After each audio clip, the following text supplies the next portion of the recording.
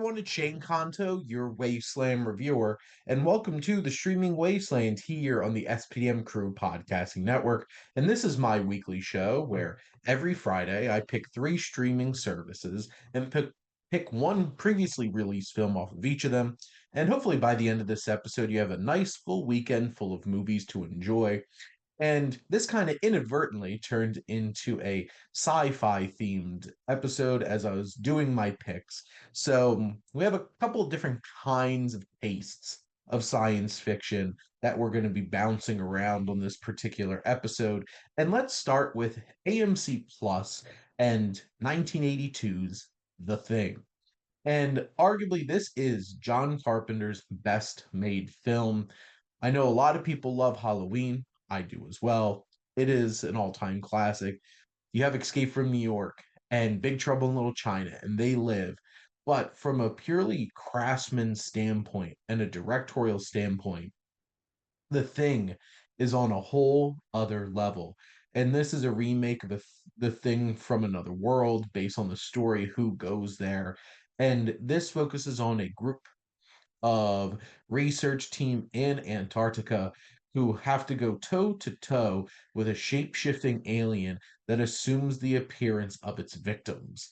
This film is one of the most paranoia driven and so effectively tense and suspenseful films, honestly, ever created. The idea of the concept is leveraged so well with this shape-shifting alien that could be any one of us. And then in such a cold, desolate, isolated setting like Antarctica.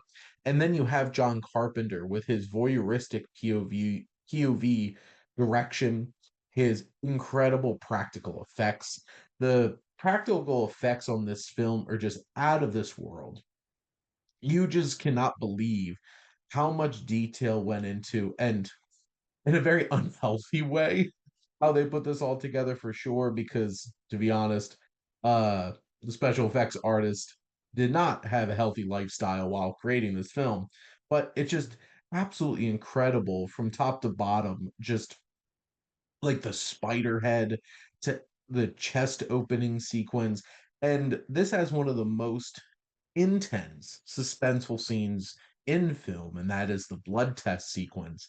And you have this eerie, unnerving Ennio Morricone score. You have such a great cast of character actors, and then you have led by Kurt Russell, who's so perfect in this leading role with his majestic mane and beard, as well as McCready. And he delivers one of the best one-liners in the history of cinema as well. And this film has such an impactful ending that's so mysterious and thought-provoking. You have the likes of Wilford Brimley and Keith David who fill out this impressive cast, like I said, of character actors that really pull their weight to deliver something special. And this film is haunting, it is iconic, it's terrifying. And this is indeed one of the greatest horror films ever created. And it has that special sci-fi tinge with the alien and all. And it is an all-time classic for sure. And if you haven't checked out The Thing yet, ooh, make sure to do so over on AMC Plus. Now, like I said, we still have some sci-fi on the way, but over on Peacock, we're having a little bit more fun with our sci-fi, and that is 1997's Men in Black, in this buddy cop action sci-fi comedy from director Barry Sonnenfeld, who has such a unique, quirky, and weird approach to filmmaking with how the camera moves and everything, as he previously was the cinematographer for the Coen brothers. So he definitely has a very interesting visual palette. And then you just have that iconic score from Danny Elfman that brings such a quirky, interesting vibe to this film. But when it's all said and done, this is such a great concept and such a great twist on the buddy cop genre. And but it's really the cast that delivers so much in this film. From the top with Will Smith at the height of Will Smith popularity, and also his killer rap, Men in Black. And he just is so charismatic as Agent J. And He brings so much to the table to this film and really kills it. And then you have Tommy Lee Jones, who just dry and sassy as ever, as Agent K. Their dynamic is perfect. His love for Elvis and Don't Push the Button. And their dynamic has so much chemistry and there's some good meaning behind there.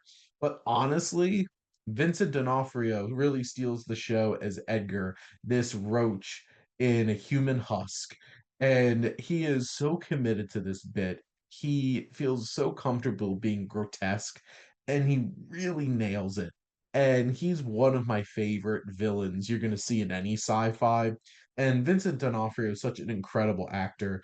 You have great side performances from the likes of Rip Torn and Tony Shalhoub.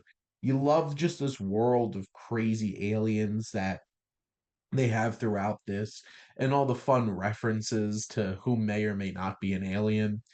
And it has big, awesome set pieces, lots of bugs, lots of roaches, just to warn you. And this is such a wild, quirky ride, and something that just is endlessly entertaining, breezes by at an hour and 38 minutes, and is just a fun time and so worth the experience. And speaking of some more fun, we're heading over to the Criterion channel, and usually you talk about things that are a little darker and a little bit more, for the cinephiles out there when you think about Criterion Channel. But they also enjoy monster movies. They also enjoy science fiction. And they have 1968's Destroy All Monsters because all of those classic Toho Godzilla films. And this film takes place in the future in 1999 as a race of she-aliens, the Kylax, brainwash Earth's monsters into attacking major cities. And this hour and 28-minute flick just puts all of the biggest names in Toho monsterdom, from Godzilla to Rodan to Ghidorah and so many other classic monsters just battling it out. Ashiro Honda taking the reins on this and just having an absolute blast with so many great moments in terms of monster battles. And this is what you get into if you love Godzilla films. And obviously, the original Godzilla is a much more serious film, and Godzilla Minus One really captures that energy. But like, these are the kinds of films that, like, this is why people absolutely love these and had so much fun because you have all of these monster on monster fights and all of the crazy practical effects, these costumes and everything. So many models getting destroyed in this film. And just from a purely entertainment standpoint, watching all these fun, creative monsters just battling it out, duking it out, just destroying everything. It's in the name. Like, it's pretty simple in terms of what it's selling you, but it's such a fun time to watch. And it brings me back to when I used to watch tons of Godzilla films like this growing up. And it makes me happy that Criterion Channel's highlighting some of these. And this one definitely is a fan favorite as it brings so many of these great monsters to the forefront, all led by the big ones, Godzilla, Ghidorah. So go check this out.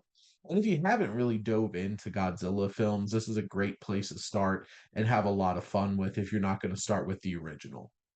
But that's a wrap here on this episode of Streaming Wasteland. So let's do a little recap. So over on AMC Plus, we have 1982's The Thing. Over on Peacock, 1997's Men in Black.